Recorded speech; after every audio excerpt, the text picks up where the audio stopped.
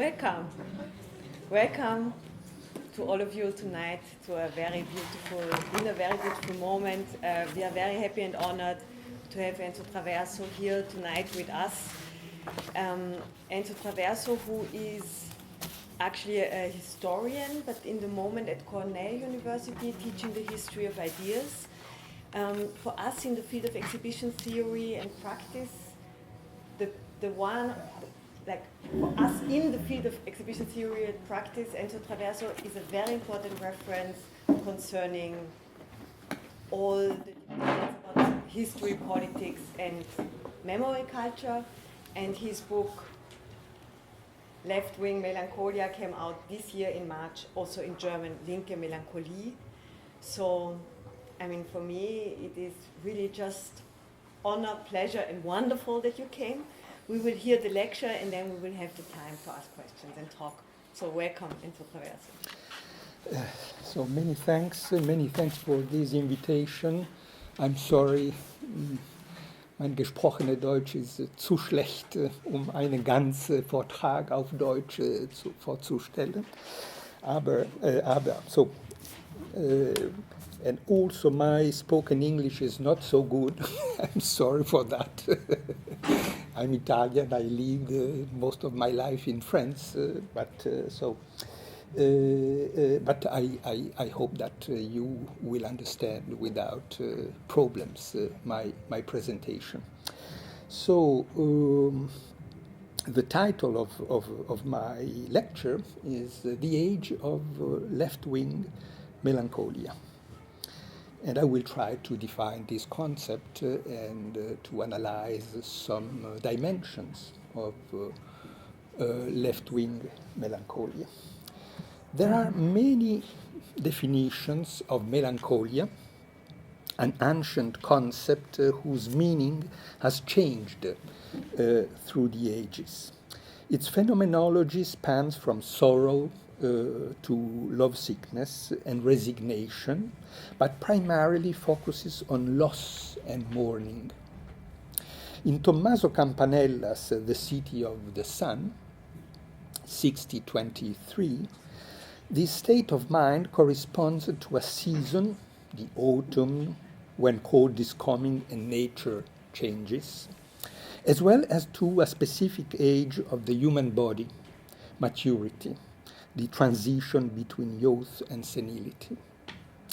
Translating melancholia into politics, however, is not an easy task, and even more difficult is understanding the age of left-wing melancholia.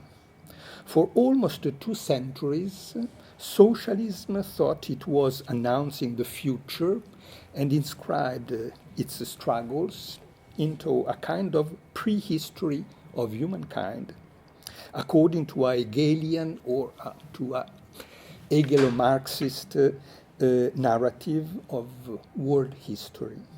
After the collapse of real existing socialism, this teleological account no longer works, and suddenly the left, at least a significant section of the left, has been overwhelmed by a feeling of oldness. A historical sequence had been exhausted, and much had been put into question. Maybe, instead of announcing the future, socialism had become the legacy of a finished age, of a finished past. For those who still believe in the emancipatory potentialities of human beings, perspectives had changed. In a famous poem, Bertolt Brecht told the story of a tailor who dreamed of flying like a bird and crashed to the ground from the cathedral of the city of Ulm. It's a famous poem by Brecht.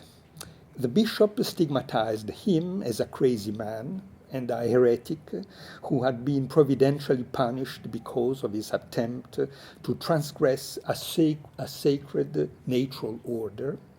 But in fact, he was a utopian forerunner. Today, flying through the skies has become a dimension of everyday life.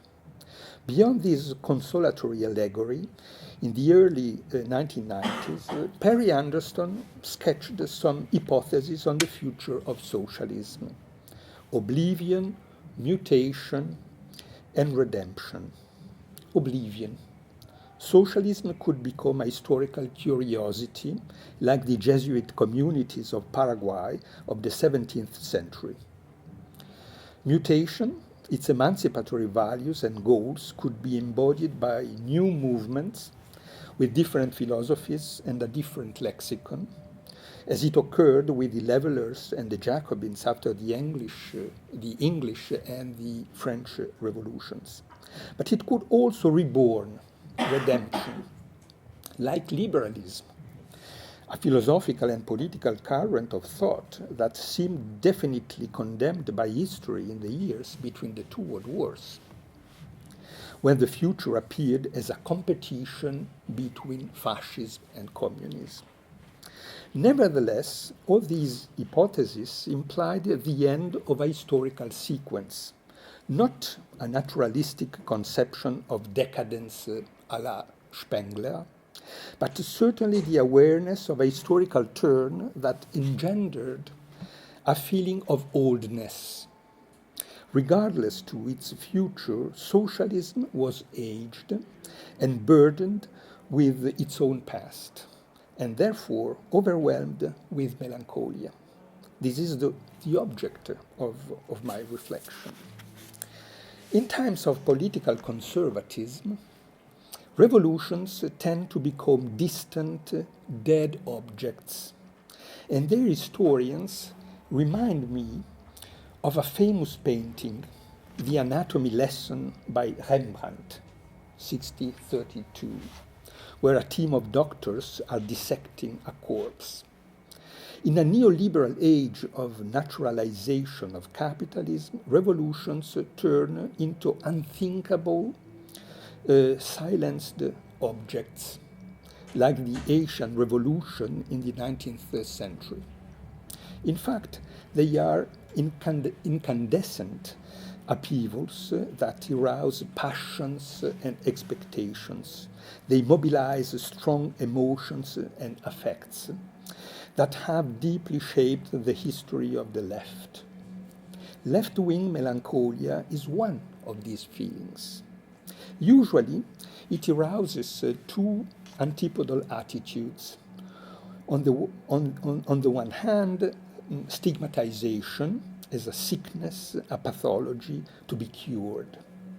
On the other hand, a nostalgic, resigned acceptance of the state of the world, like Max Weber's critical contemplation of the iron cage of modernity 1 century ago. Undoubtedly, melancholic resignation has often seduced left-wing culture. For instance, Theodor Wiesengrund Adorno, who in his preface to Minima Moralia, 1950, gathered his thoughts under the sign of a melancholy science, traurige Wissenschaft. But according to Adorno, modernity was totalitarian, and this was our unlookable destiny. In his view, mass culture was the most significant expression of this universal reification. Adorno's Marxism was melancholic, but his melancholia was essentially contemplative and its function purely consolatory. There was no alternative to domination.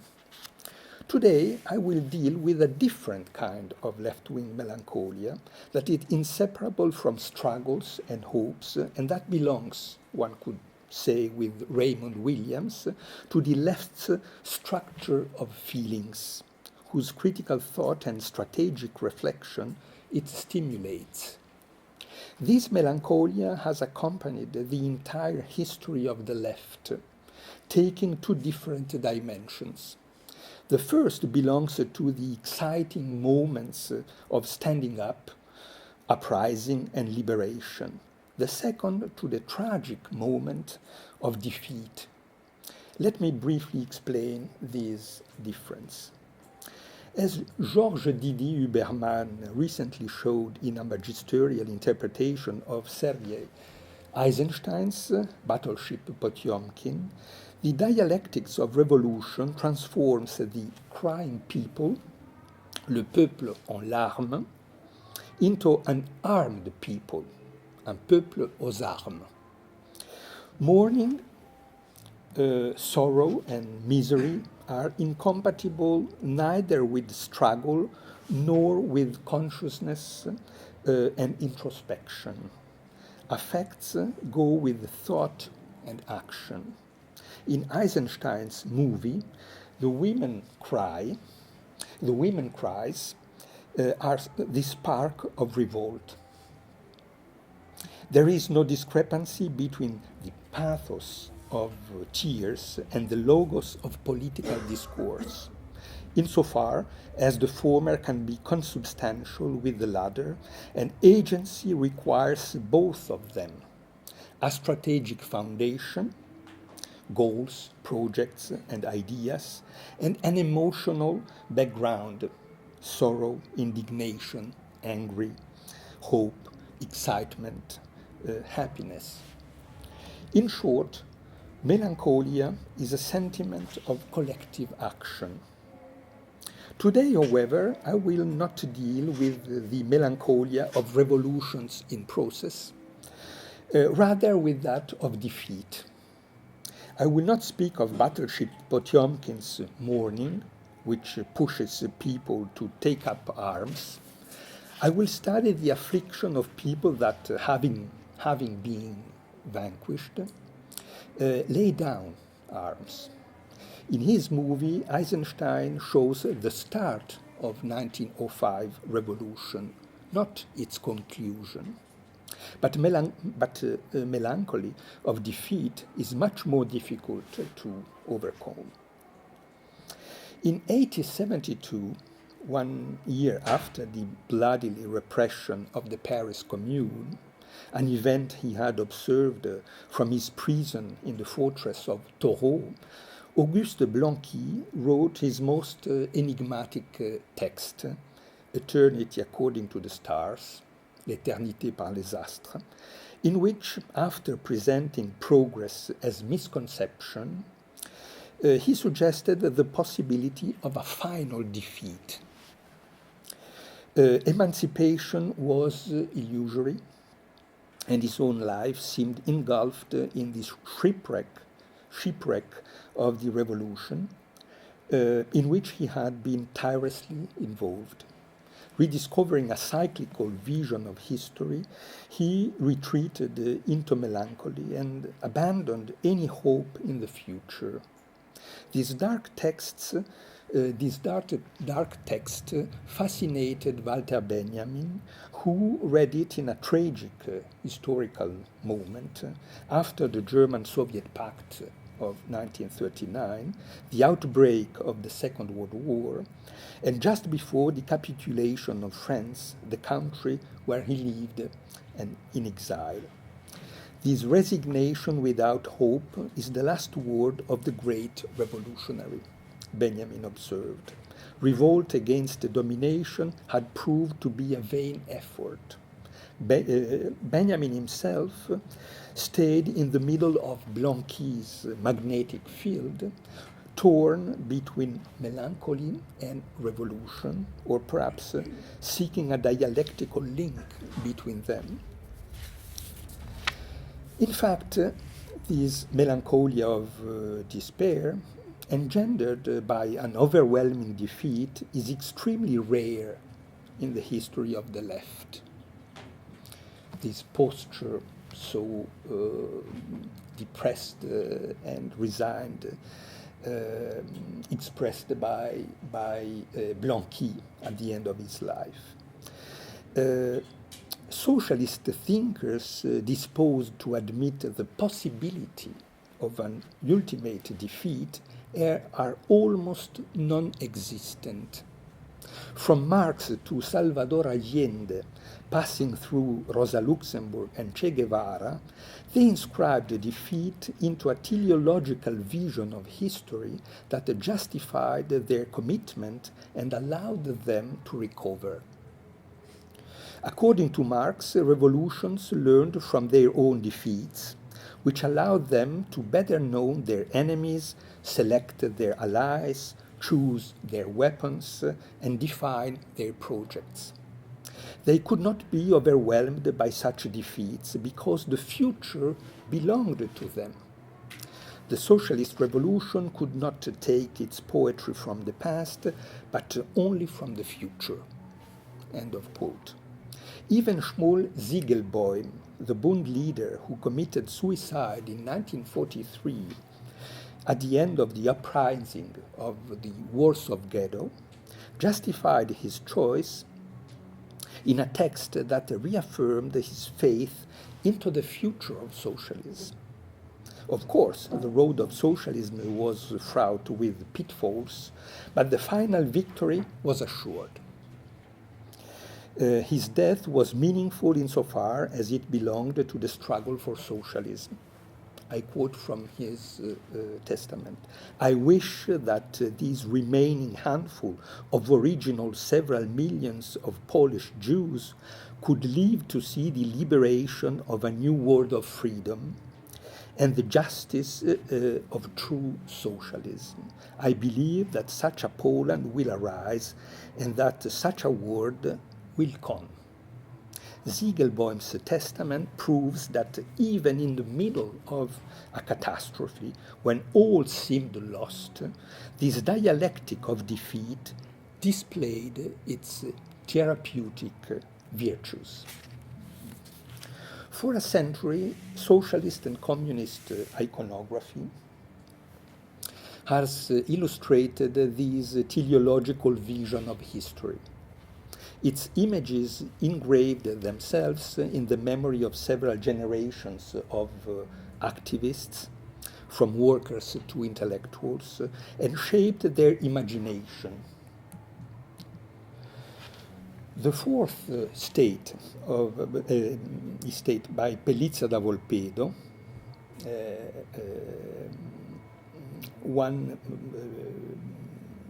painted at the end of the 19th century, one of the most famous paintings inspired by the socialist idea before the Great War, describes the advance of the laboring classes from a dark background toward the light. Their march is a metaphor of history, is a path from oppression to emancipation, from a somber past to a resplendent future. During the 1920s, the Soviet propaganda showed Lenin with his arm stretched toward the future, like an assured guide in the middle of a world made of industries, chemistries, and machines, where a multitude of workers feverishly acted to build a new society. In 1933, the architect Boris Yofan won the competition for the Soviet Palace of Moscow. His project will never be realized, but it was immediately publicized and shaped the Soviet imagination of the time. A skyscraper, the communist response to the Empire State Building, inaugurated in New York 2 years before, culminates in a gigantic statue of Lenin, once again his arm stretched toward the future, surrounded by clouds and planes.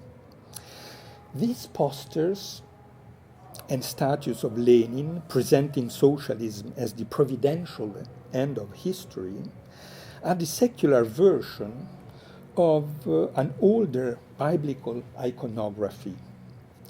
For instance, a famous Gustave Doré's engraving showing Moses going down from the Mount Sinai, bringing the tables of the law, and stretching his finger towards the sky. Because it's so loud, maybe Okay. you can use this. Thank you. In Latin America, where socialist utopias were so very often merged with the cyclical time of the indigenous communities, visual representations of history couldn't avoid the mythology of an ascending path toward the future, the conquest of the sky, el cielo por asalto. In a diachronic, sumptuous perspective, the linear movement describing the advance of the laboring classes from a past of oppression toward a liberated future is shown by the murals of Diego Rivera decorating the Palace of Government's staircases.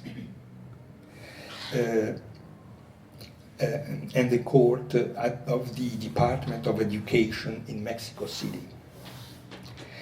These examples show that defeats were inscribed in a teleological vision of history projected towards the future. We might easily extract from Marx's and Marxists' writings on revolution as a kind of subtext a theory of defeat. I would say almost a theodicy of defeat, that is a ritual of exorcism. Defeats put into question neither the socialist goal nor the capacity of revolutionary forces to fulfill it. They only had to draw strategic and tactical lessons from their downfalls. There were no final defeats. Defeats were only lost battles. Melancholia and its place had its place in the left-wing culture, but it could not have the last word. The link between melancholia, death, and mourning is a topos in the history of painting from the Renaissance to the Romantic Age. It wouldn't be difficult to find a secular equivalent of Andrea Mantegna's The Lamentation over the Dead, Christ, 1480, in many creations of modern left culture. Among them, the most significant is probably Käthe Kollwitz's woodcut In Memoriam Karl Liebknecht, 1920, created after the Berlin Spartacus uprising of 1919. In more recent years, many biographers of Che Guevara stressed the affinities between the pictures of his dead body exhibited by his executioners in the Bolivian village of Valle Grande and the representation of Christian martyrdom in classical painting. So,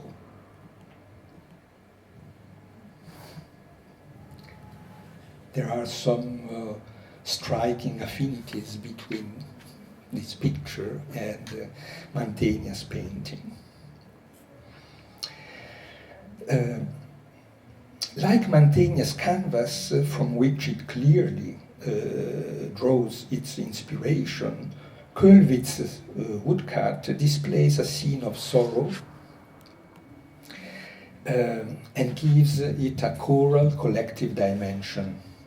The proletarian bereavement around the dead body of the German socialist leader transcends the familial pietas of the Virgin, St. John and Mary Magdalene, but all of them mourn an iconic figure lying on a slab. The pictures of the corpse of Che Guevara belong to a different genre, military and police evidence, completely deprived of any religious aura or intent of consolation. A soldier's war trophy rather than the invention of a myth. It is their immediate reception in a rebellious age that transformed this corpse stretched out on a slab into an iconic image of revolutionary mourning. So every epoch, every age of restoration tries to erase the traces of a rebellious past. The urban landscape changes, exhibiting the symbols and the monuments of a new order. In Paris, in the middle of the 19th century, over the fountain in the square Saint-Michel,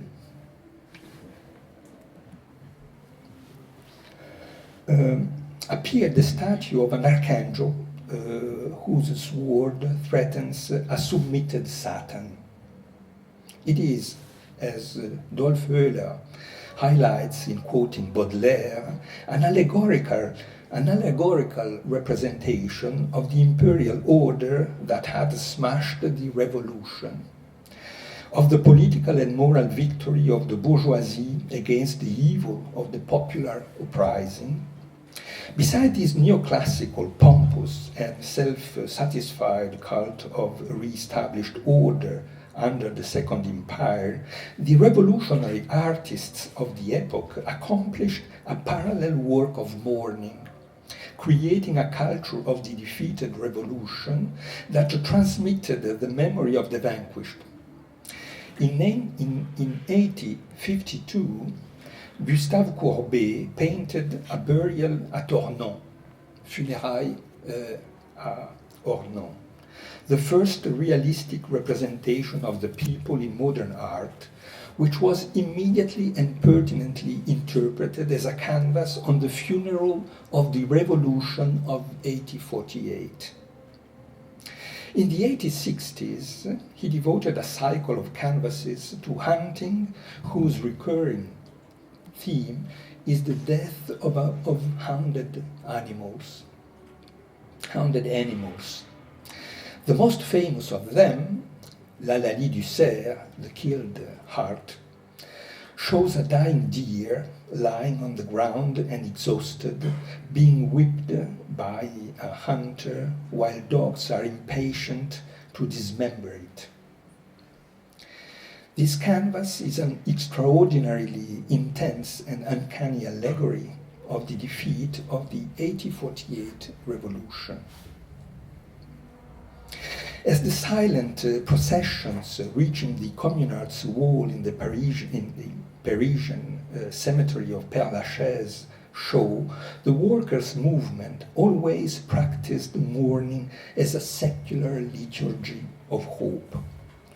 The funeral of Palmiro Togliatti, the leader of the Italian Communist Party, that took place in Rome in 1964, was a moment of authentic popular emotion and inspired several works of art, from the movies of Pierpaolo Pasolini, Uccellacci e Uccellini, The Hawks and Sparrows, 1966, and also the Taviani brothers, I Sovversivi, 1967, to a famous canvas of Renato Guttuso of 1972.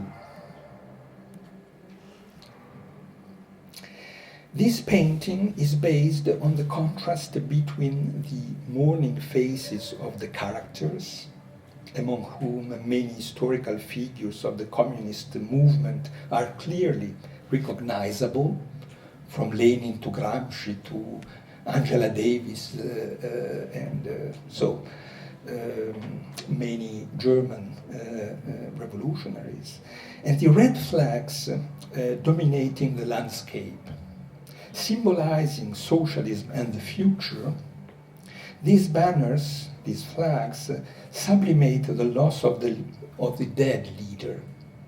Mourning is inseparable from hope. Like in The King's Two Bodies, analyzed by Ernst Kantorowicz, the bereavement of the dead leader is inseparable from the flags, which represent an immortal ideal. The historical defeats evoked above, 1848, the Paris Commune, the Spartacist Revolution, the Wars of Ghetto, uprising, and the Bolivian guerrilla struggle of Che Guevara, possessed a great and glorious test. They certainly deserved retrospective criticism, but didn't spread despair.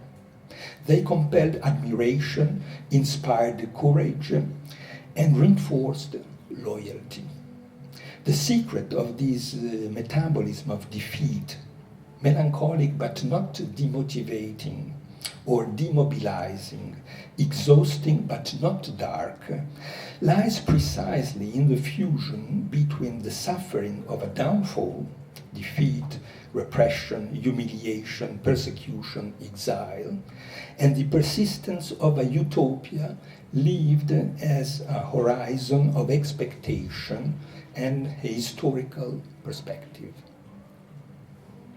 Perhaps it is because of their extreme character, at the mind's limits, that Jean Améry and Primo Levi's observations on the spiritual resources with which the communists deported to Auschwitz were able to endure violence and resist the process of dehumanization carried on by their persecutors, depict quite well this dialectic of utopian melancholia, refractory to resignation.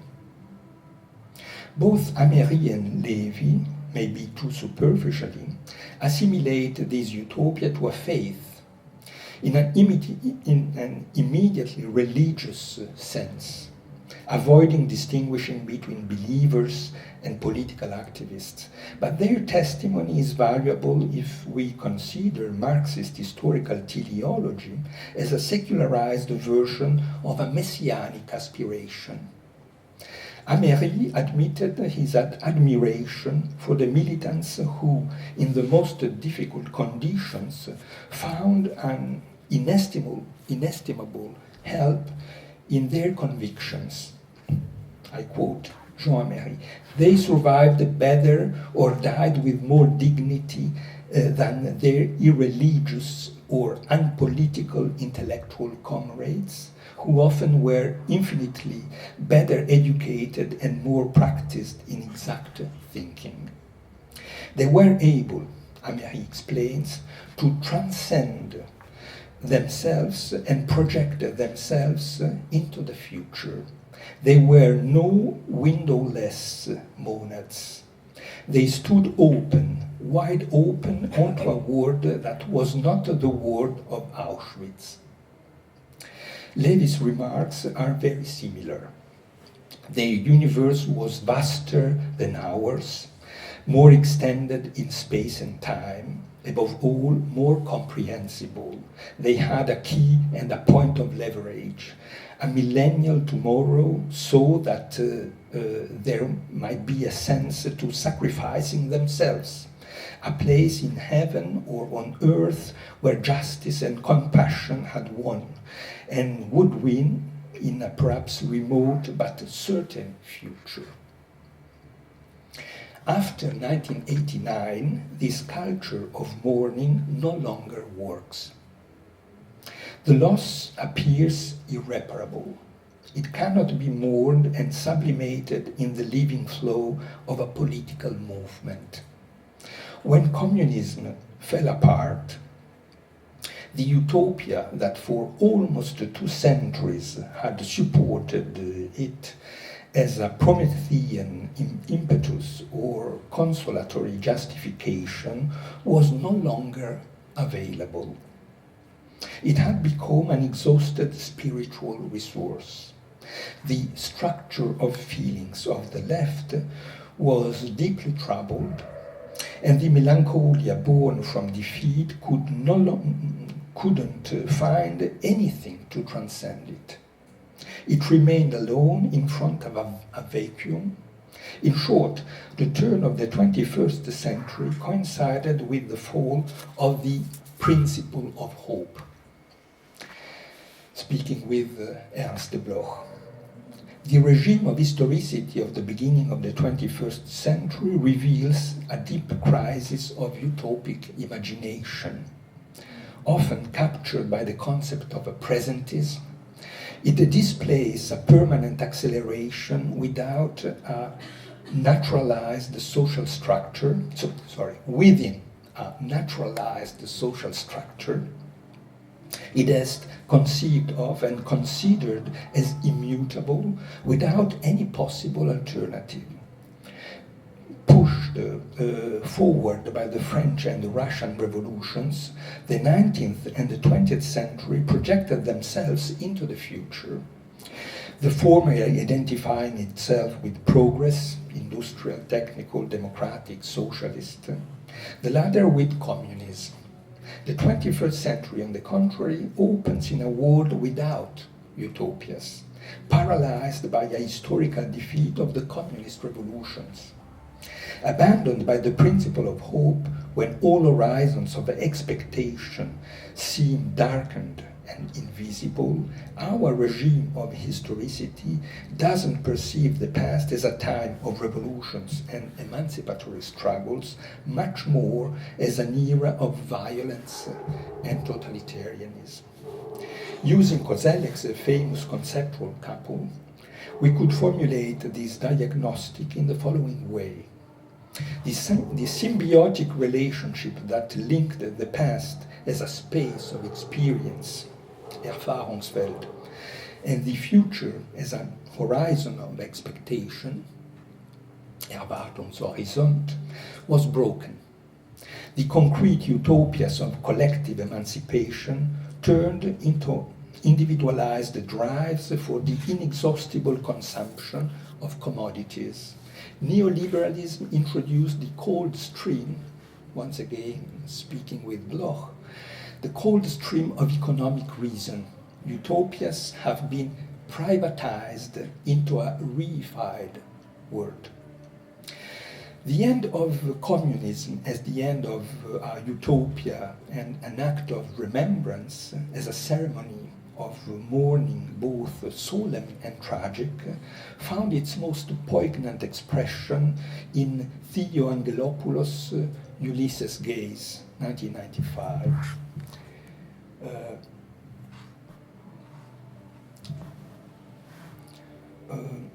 In this movie, a famous traveling shows a broken statue of Lenin that traverses the Danube lying on a boat, his sight and his index finger directed towards the sky. Suddenly people appear, ranging in a crowded shore, in order to follow its passage. They are silent. Many among them kneel down and cross themselves, like in a funeral. A sad melody accompanies this funeral of Lenin, a broken and fallen statue, by an astonishing reverse of Eisenstein's October, 1927, where the destruction of the Tsar's statue symbolized the revolution. Angelopoulos depicts the remembrance of communism as a work of mourning. This procession of the broken statue of Lenin along the Danube symbolizes the displacement of communism out of the stage of history, its transformation into a realm of memory. Perhaps it is also a return to the origins. Communism needs to be rethought and rebuilt. Angelopoulos' movie tells a journey through the Balkans, Greece, Albania, the former Yugoslavia, Bulgaria and Romania, until Sarajevo, where a modern Ulysses, Harvey Keitel, finds in the film archives of a besieged city in the middle of a civil war the first films shot in Greece almost a century before. Ulysses comes back to Ithaca like the melancholic broken statue of Lenin that, running through the Danube, goes to Germany, where communism was born in the 19th century. Their trips are charged with an epiphanic task insofar as they simultaneously describe an end and a return to the sources. Lenin's traveling across the Danube, followed by a praying crowd, is both a funeral and a revelation. Like a mythological god, Lenin could reborn. The last hypothesis of Perry Anderson. I would like to show you just No.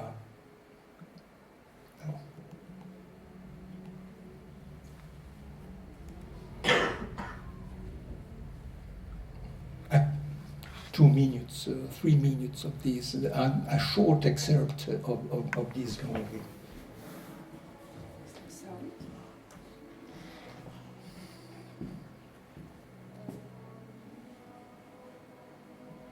Should it be sound? Yeah, in principle it should.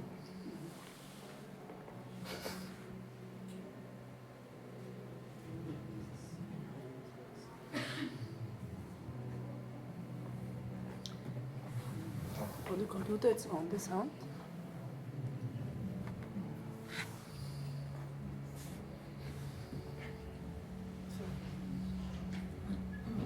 Well, it doesn't matter. Sorry for that. We have this weird other soundtrack.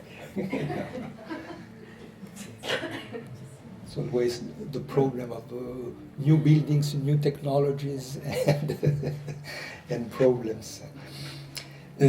So, in fact, the tension of left-wing melancholia between utopian resilience and the despair of a final defeat shapes the trajectories of several thinkers. It finds one of its most peculiar expressions in the writings of Walter Benjamin. In several occasions, he stigmatized the acedia of the historians who identified themselves through empathy, Einfühlung, with the dominant classes, as well as the left-wing melancholia, linke Melancholie, of the writers belonging to the new objectivity, die neue Sachlichkeit. In his eyes, acedia was both the methodology of historicism, embodied by positivistic scholars like Fustel de Coulanges, and a political attitude epitomized by the German social democracy. The former justified the results of history as objective, necessary accomplishments. The latter blindly believed into automatic progress, favoring passivity and a fatalistic acceptation of the established order. Both revealed a similar, I quote Benjamin, indolence of the heart. Historicism postulated an apologetic vision of the past and erected a monument to the victors, seen as its unique actors, whereas the social democracy rejected as a dangerous form of adventurism and extremism any attempt to change the course of history. It is precisely against them that Benjamin claimed a new conception of history and a revolutionary political action whose aim was both reactivating the past and transforming the present. In his eyes, this historiographical and political acedia had its aesthetic equivalent during the Weimar years in the new objectivity, whose radicalism was nothing else than a ludic facade behind which it was not difficult to recognize an attitude of complacency towards the test of a new bourgeois elite fascinated by the aesthetical modernism of the avant-garde. In the origins of German tragic drama, however, Trauerspielsbuch, Benjamin suggested a different conception of melancholia, which he endorsed. In a famous autobiographical, enigmatic fragment, he presented himself as born under the sign of Saturn, the planet of melancholia, the star of hesitation and delay. So always in his Trauerspielsbuch, he analyzed the melancholia as an epistemological paradigm. The empathic and mournful exploration of the world reduced to a field of ruins, he suggested, was a necessary premise of its salvation. Quote, melancholia betrays the world for the sake of knowledge. but in its tenacious self-absorption, it embraces dead objects in its contemplation in order to redeem them. In other words, he had transformed the traditional vision of melancholia into a phenomenological approach to objects and images. In a review of Siegfried Krakauer's Die Angestellten, the employees, Benjamin linked melancholia to the recollection of the past preceding its revolutionary reactivation, a task he depicted through the metaphor of the rag picker, Lumpensammler, the collector of abandoned, lost and forgotten objects that could recall those scattered in a famous engraving by Dürer, titled precisely Melancholia. A rag picker, a Lumpensammler, early on at the dawn of the day of the revolution. End of quote. In short, Benjamin did not reject melancholia per se, but only as a mood, epitomized by the aesthetic of the new objectivity, and we could discuss about that. I'm not completely convinced by this Benjamin's interpretation of the new objectivity, but so this was his point of view. A mood voided of any political content and deprived of its critical potentialities. Against this fatalistic melancholia made of passivity and cynicism, he valorized a different melancholia consisting in a kind of epistemological posture, a historical and allegorical insight into both society and history that tries to grasp the origins of their sorrow and collects the objects and images of a past waiting for redemption. In an astonishingly similar way, several movies of the last decades, from Chris Marker to Ken Loach and Carmen Castillo, rework the past by recollecting the images of the lost revolutions of the 20th century. Their objects of melancholic sorrow can be pictures, houses, or even, like in Land and Freedom by Ken Loach, a red handkerchief with a piece of land from the Spanish Civil War. In Chris Marker's A Green Without a Cat,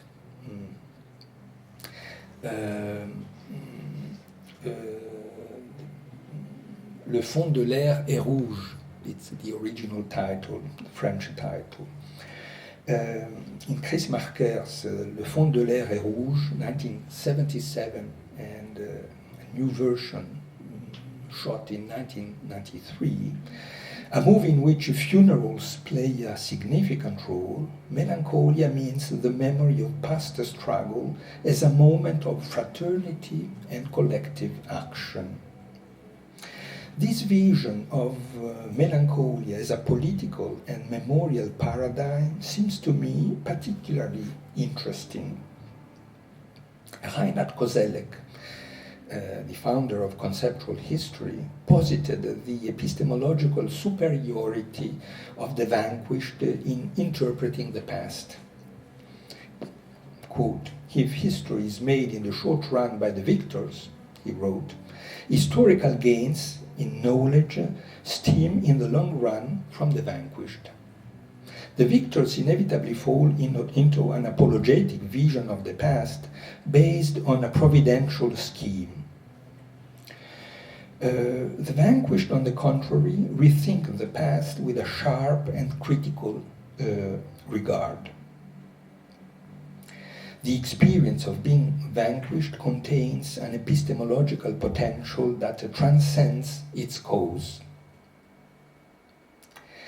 According to Koselleck, the most striking example of this second posture was Karl Marx, who extensively wrote on the revolutions of the 19th century through the point of view of the defeated proletarian classes. quite astonishingly, Koselleck didn't quote Benjamin, for whom the empathetic gaze towards the victors was precisely the method with which historical materialism has broken with. It seems to me that history felt and depicted from the point of view of the vanquished is precisely the perspective of the filmmakers I mentioned above. Chris Marker, Ken Loach, Theo Angelopoulos, and others. Finally, I would like to mention a last interpretation of left-wing melancholia. I would say left-wing melancholia revisited through psychoanalytic lens. In Mourning and Melancholia, 1915, Freud depicts melancholy as an unaccomplished, impossible, almost pathological form of mourning. The symptoms of mourning and melancholy are similar, but mourning is a transitional state of mind, whereas melancholia is a durable disposition.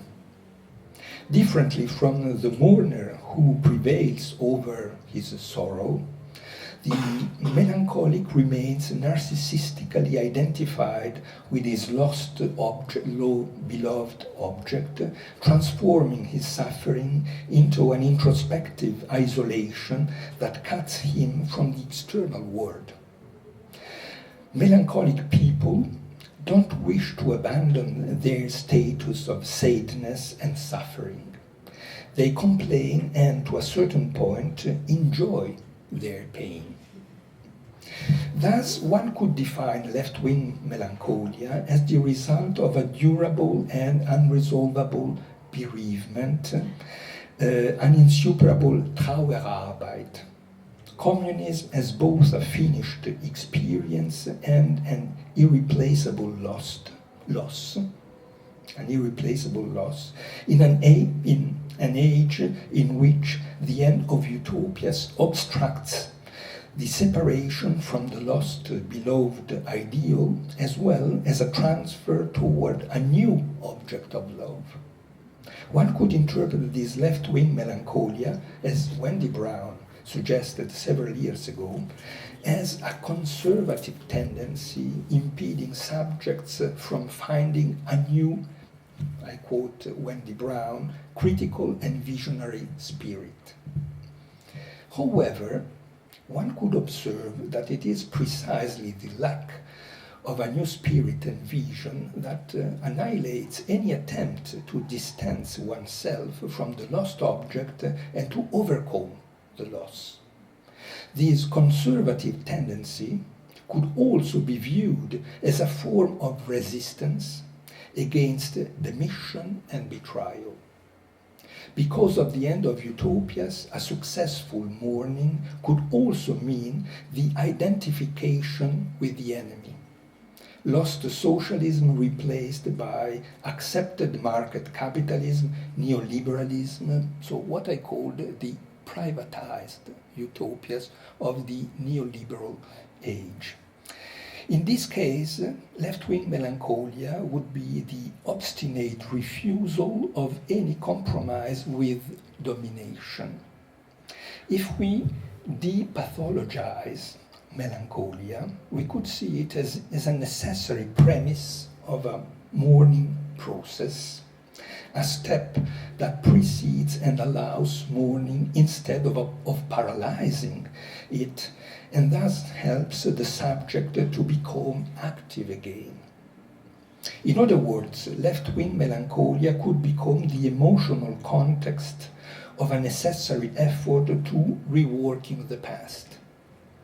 Instead of being conceived of as a farewell to the left, the age of the left-wing melancholia could become the time of its critical renewal. And I stop here. Thank you for your questions.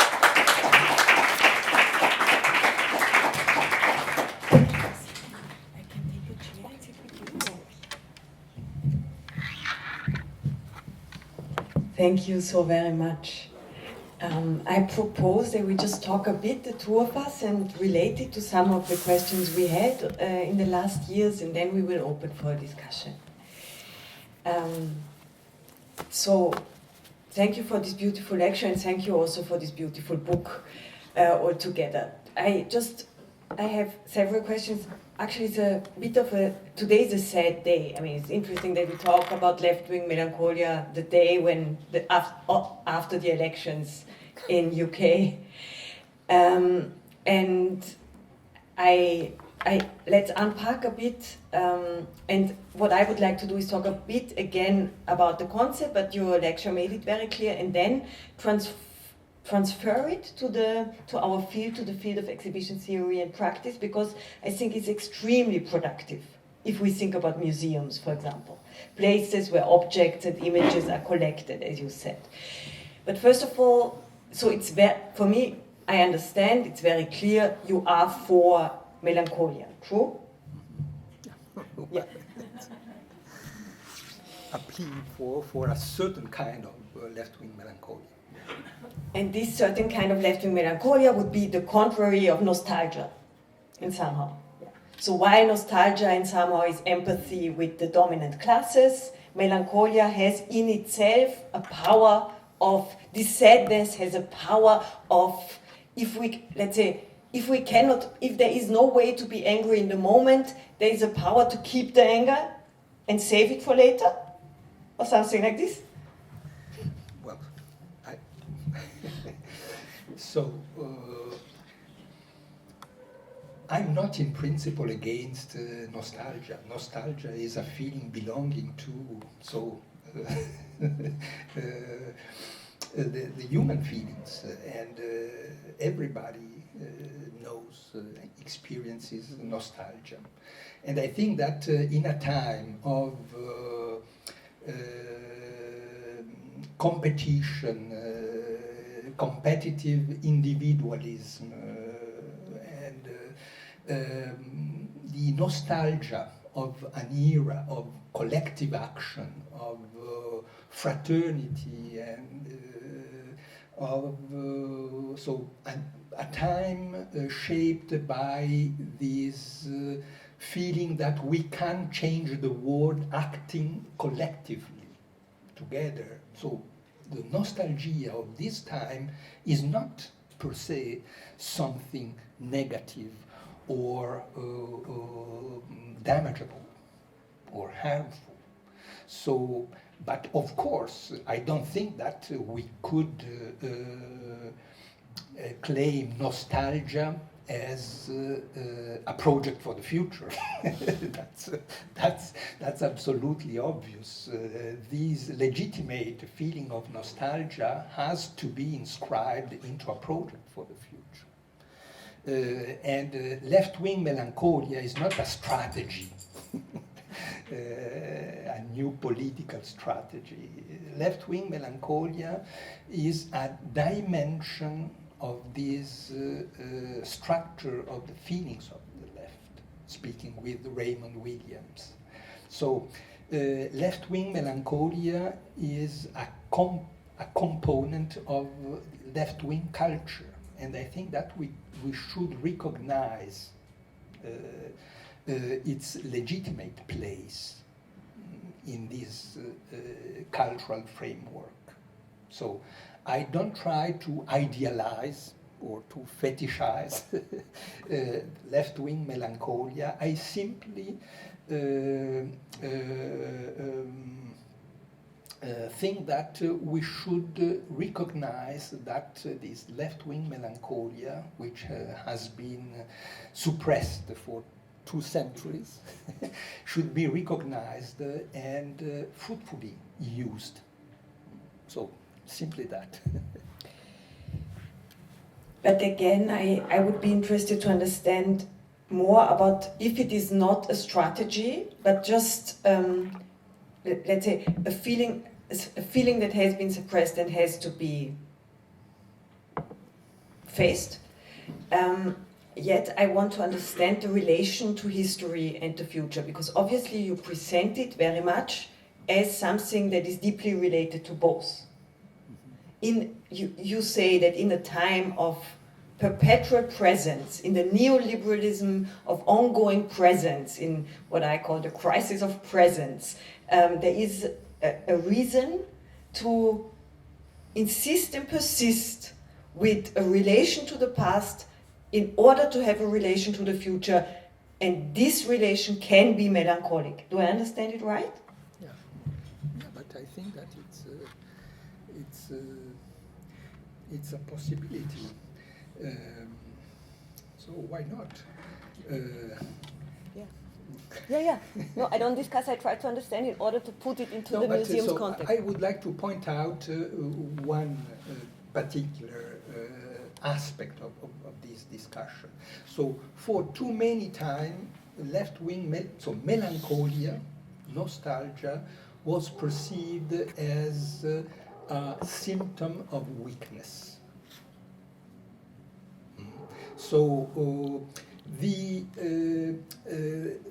political culture of the left throughout the 20th century, defining the 20th century with Hobsbawm's criteria, so the age going from the First World War and the Russian Revolution to the end of real socialism. So what the culture of the left during the 20th century was dominated by a military paradigm of revolution. Revolution was conceived, experienced, practiced, imagined as an armed struggle for power. And this military paradigm of revolution had many implications in terms of organization, hierarchies within the organization, gendered hierarchies. Usually wars are fought by men, and women have a subordinated, so a subaltern position in this hierarchy. So this was the culture of the left in the 20th century. And speaking of melancholia, mourning, the suffer defeat, was a sign of weakness. Revolutionary activists, so revolutionaries, had to be strong, had to be untouched by these feelings. This was a mythology of the revolutionary warrior that didn't give any place to mourning, suffering, nostalgia, mourning of the. So these elaborations, so this work of mourning had to be ritualized and controlled by political apparatuses that ritualized it. Like, so I showed the funerals of Togliatti, funerals of the political leaders, which were not only moments of mourning, but also moments in which the left could display its strength. Well, so this time is over.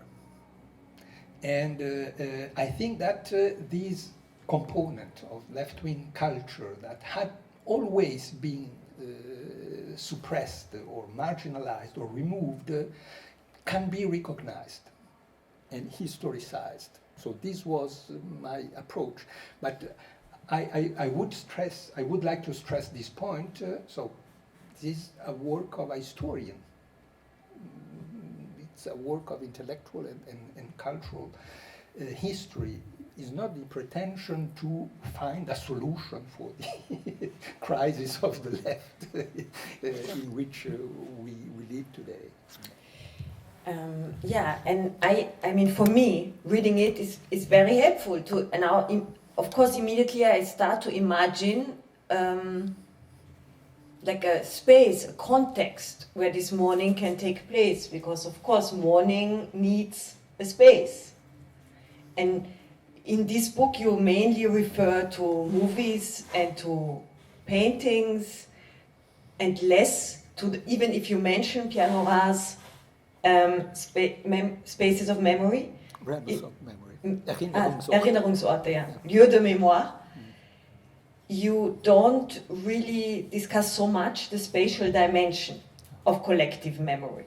And I thought that we could go there a bit further together tonight, also taking into account the context, our context of exhibition theory and practice, imagining that museums are still places of memory, places where objects and images, as you were saying, are collected.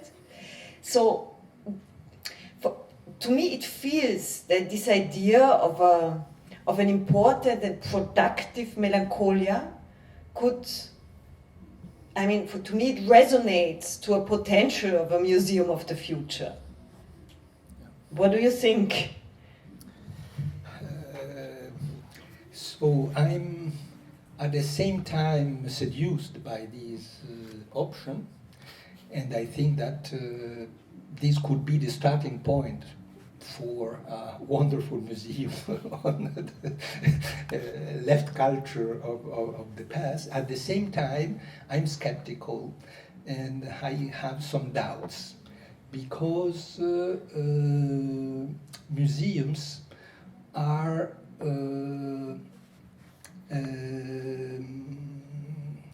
realms of how to say that, reification of the past. Museums are places in which objects, not only necessarily works of art, but in which objects belonging to a closed time, to a finished past, are exhibited. So, and a productive work of mourning, what I call the left-wing melancholia, has to be something, a living process, has to be something that needs the contribution of many different forces, many different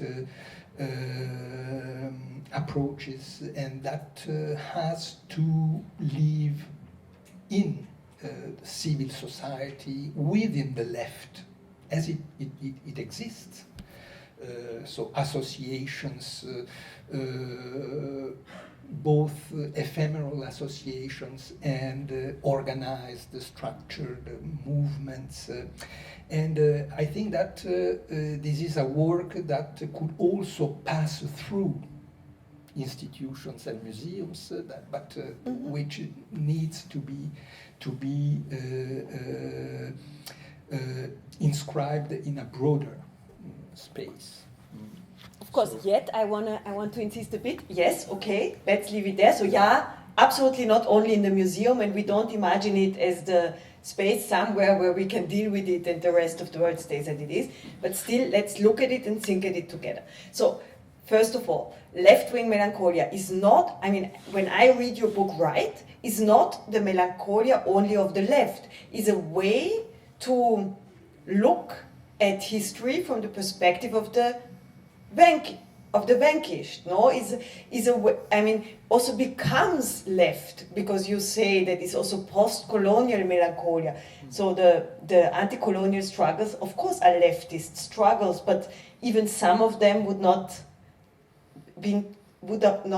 first of all see themselves as left-wing struggles, or not have been seen by everyone as it. So there might be something in this museum that is history of the vanquished that is not yet in the history of the left.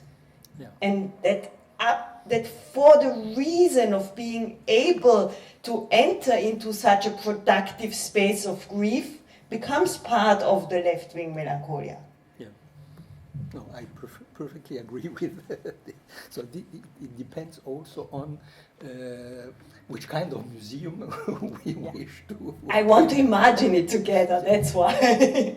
Okay, I think this is the moment where we should open for the collective moment of mourning and imagination.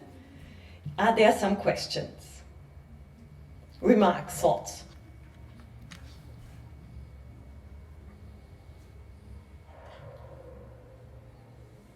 There is a museum, for example, in Sarajevo, the Museum of War. In Sarajevo, I don't know if you know that, but this is a museum for mourning, and I think it could be quite good example for you, or I don't know if you know that. Yeah, we've been there. Yeah. This is a very shocking museum, really. And yes, and if you are in Sarajevo, if you are in the downtown of Sarajevo, and if you look around, you can see only the graves around you on the hills in a circle around the city, and. Yeah, I don't know if it is it can connect to your question, but it is an example.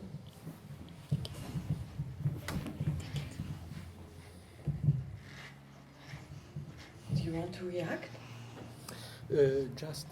Well, thank you for your suggestion. I never was in Sarajevo, and I would like to visit this museum. So this is not an answer to your question, but it's a broader reflection stimulated by your observations. So my worry is also a quite widespread tendency on a global scale today to reduce the past to the memory of the victims. And of course, there is a memorial paradigm that was built around so the memory of the Holocaust, and which has been exported to many other completely different historical experiences in the last 30 years. And for instance, the memory of the Spanish Civil War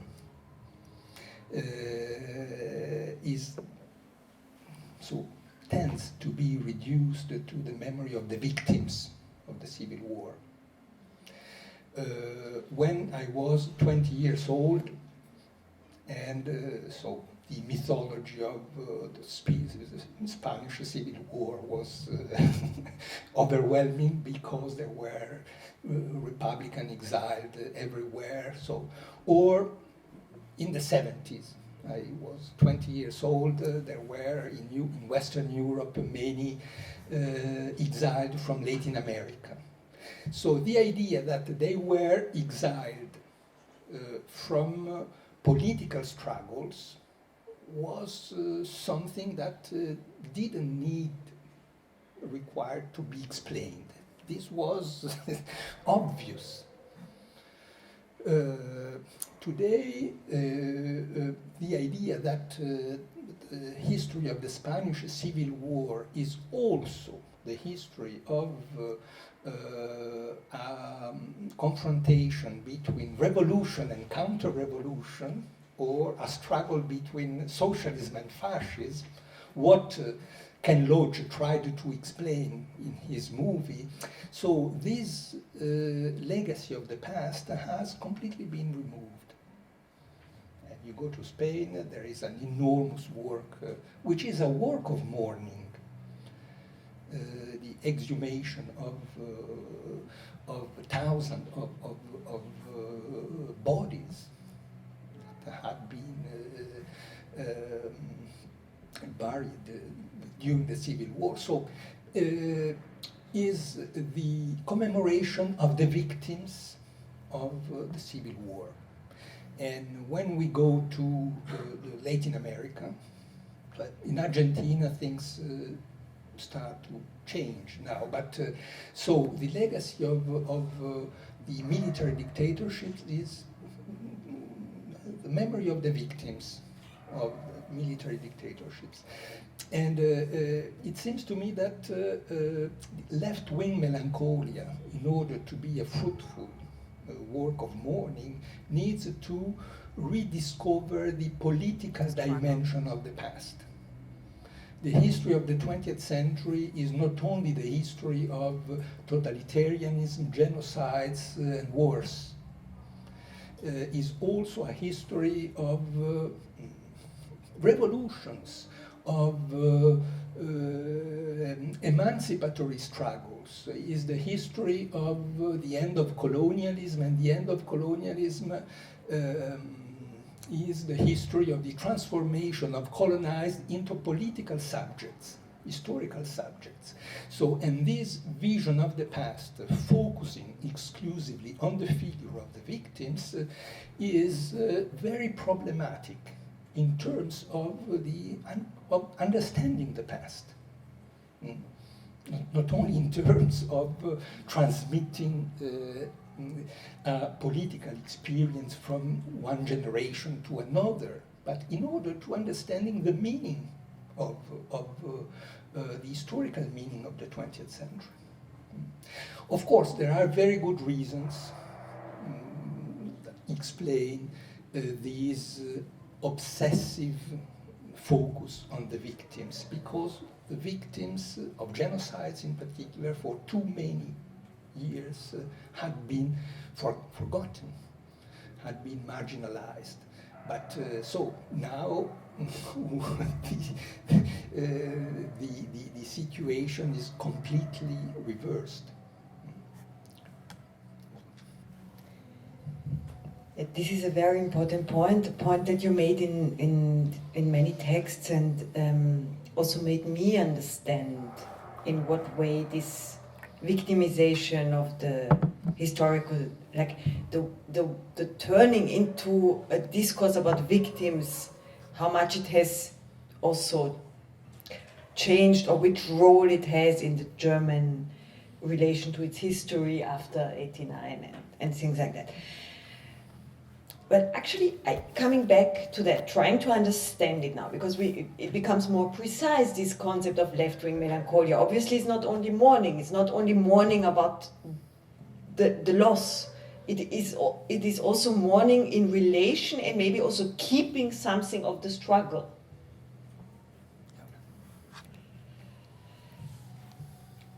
Do you have some? Yeah.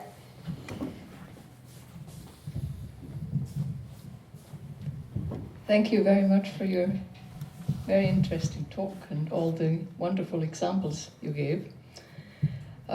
You mentioned the word gender, and that was one of the questions I had before. How much has gendering cultures, gendering memory, gendering scientific structures and scientific transportation of ideas, history of ideas, how much has that to do with how we think about melancholia? That's one, and that was the gender word I had here, but now, from the discussion now, I was thinking, what relation would you give if I set the word meditation to the word melancholia, and meditating as a broad activity that might encompass thinking about the strength of something that is lost?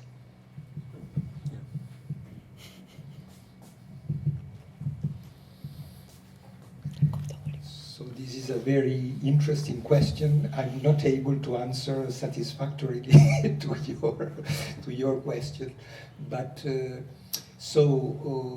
it seems to me that we could sketch some hypotheses in order to answer your question. So usually these gendered culture of revolution, and this military paradigm of revolution, which I tried to describe very superficially, had a gender dimension. So, and melancholia was identified with a female feeling. So, and melancholia was something that male fighters couldn't claim or display or exhibit or express in a very explicit way. So I remember that in Italy, for instance, at that time I lived in Italy, this military paradigm of socialism was strongly contested, put into question, contested by feminism. And probably feminism was one of the components of the left-wing culture that left a place or recognized so the melancholia. But so I'm not able to give empirical elements in order to analyze this. So I think that it would be possible to. So in order to recognize left-wing melancholia, we had to break the boundaries of these iron cage, I would say, of the official left-wing culture. So feminism was one of the first movements that put into question this very, very compelling structure. But so at the same time, so I'm thinking about a very beautiful movie by Carmen Castillo, not Calle Santa Fe, the last movie, which is a movie on left-wing melancholia, the history of the Mir, but La Flaca Alejandra. I don't know if you know this movie, which is the history of a woman who was a leader of the Mir in Chile, and who was well, a tragic story. So she was captured, she was tortured, and she betrayed. So and the organization was, to a large extent, destroyed because of. And so she tried to analyze this case with, of course, critical distance, emotional commitment. And at the same time, so trying to put into distance this experience. I think that so there are certainly many examples of so this gender dimension of left-wing melancholia, but this wasn't the object of my book, of my research. And meditation. And meditation. Yeah, so I simply started from this simple fact that emotions and critical reason can go together very well. And meditation is certainly not incompatible with mourning, with strong emotions and feelings. And from this point of view, so left-wing melancholia could be considered as a kind of emotional context in which we can meditate, in which we can elaborate a meditation, a critical reassessment of the past.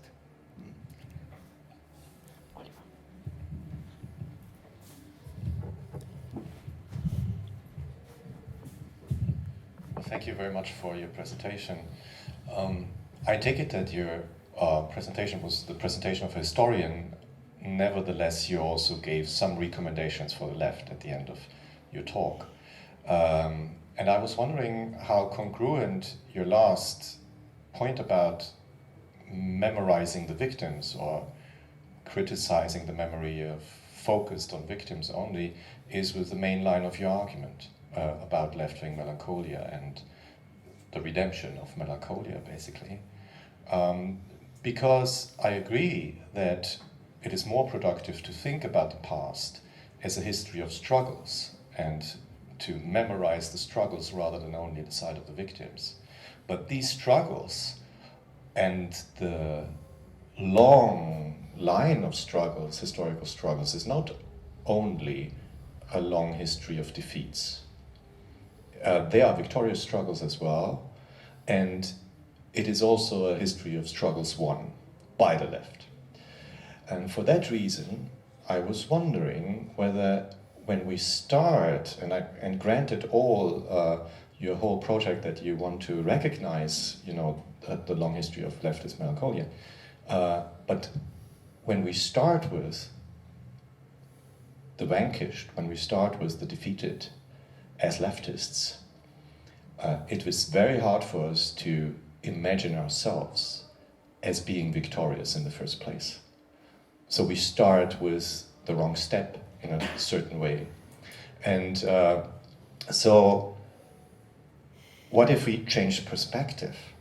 Because one of the huge problems of the left, and here maybe Wendy Brown does have a point, one of the huge problems of the left that is they always imagine themselves as potential losers, as a bunch of losers, basically.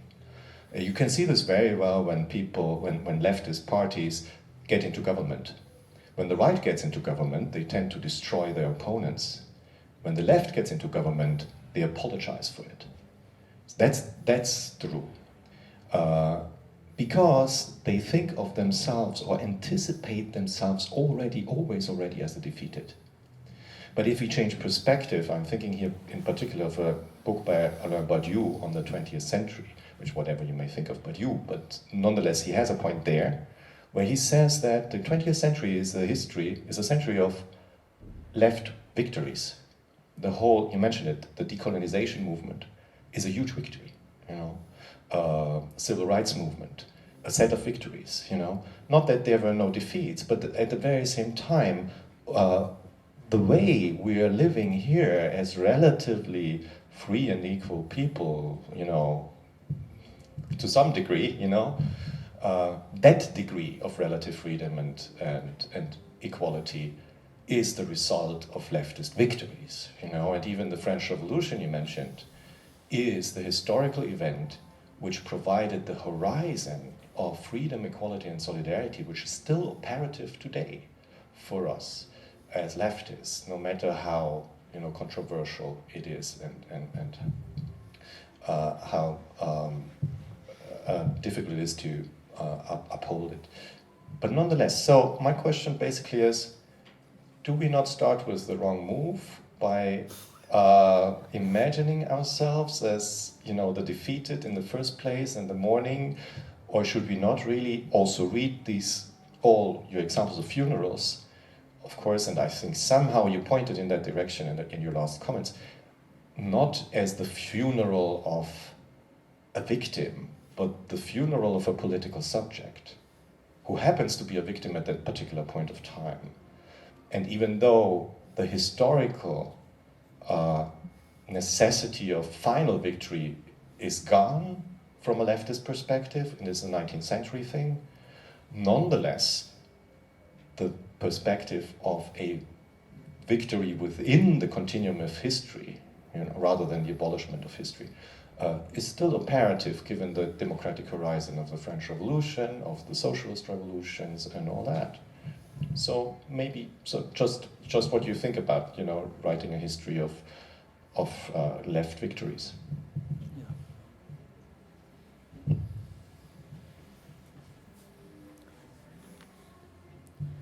Yeah, well, I think that the memory of left victories played a very important role in the history of the left and in building the culture of the left. This military paradigm of revolution I mentioned previously became a normative paradigm, and it was built trying to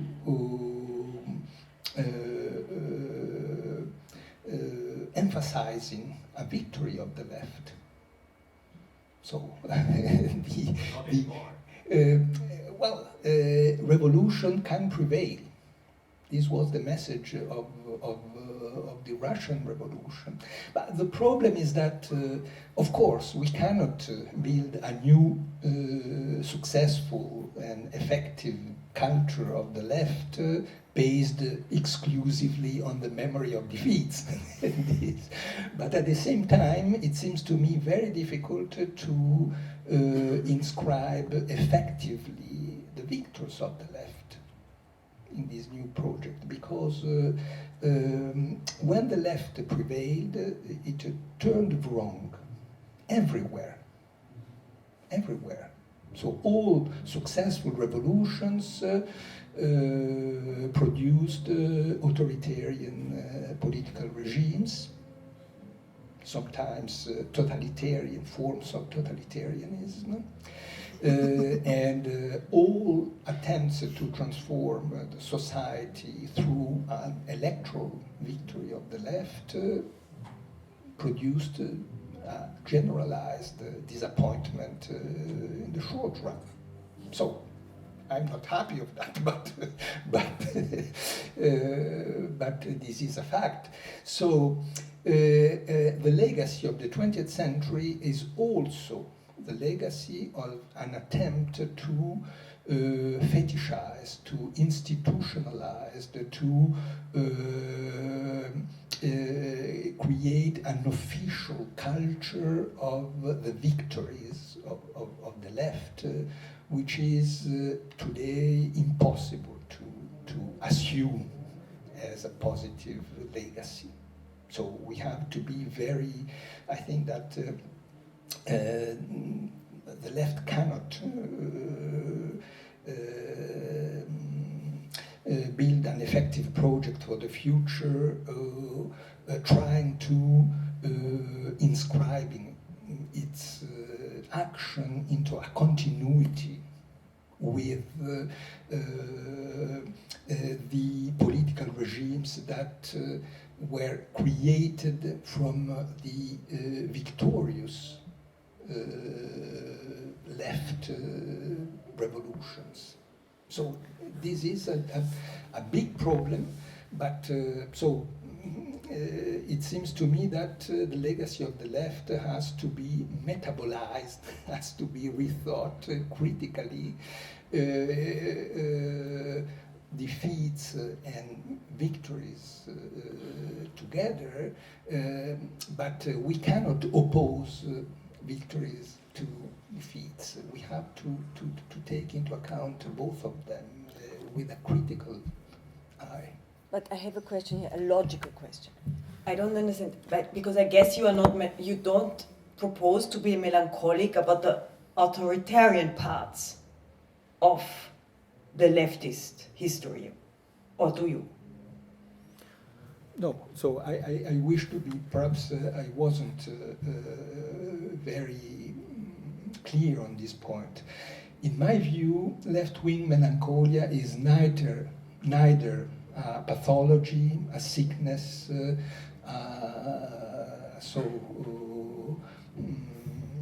something we should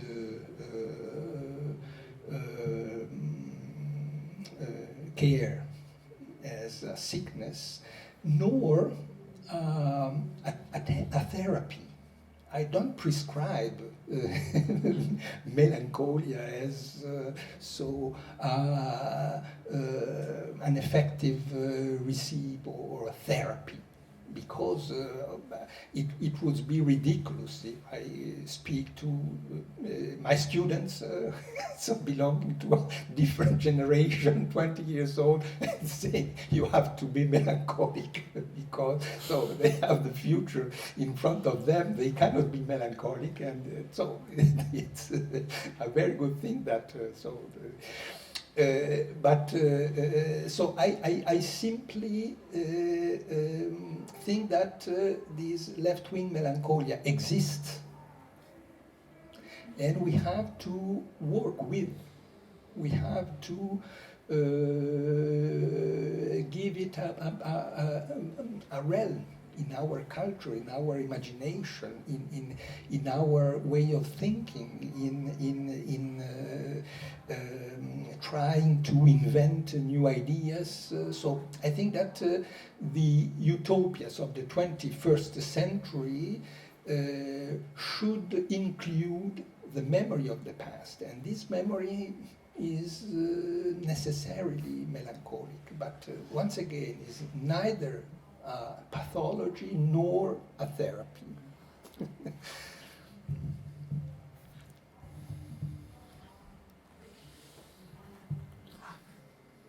Should we leave it here? Let's keep it neither pathology nor therapy, but also not a therapy and nor a pathology is the wine that we can serve you now afterwards. We invite you to have a drink with us and to talk informally. And I just have to say thank you very much, Enzo Traverso, for coming, for presenting and for discussing with us. And thanks to all of you for coming tonight.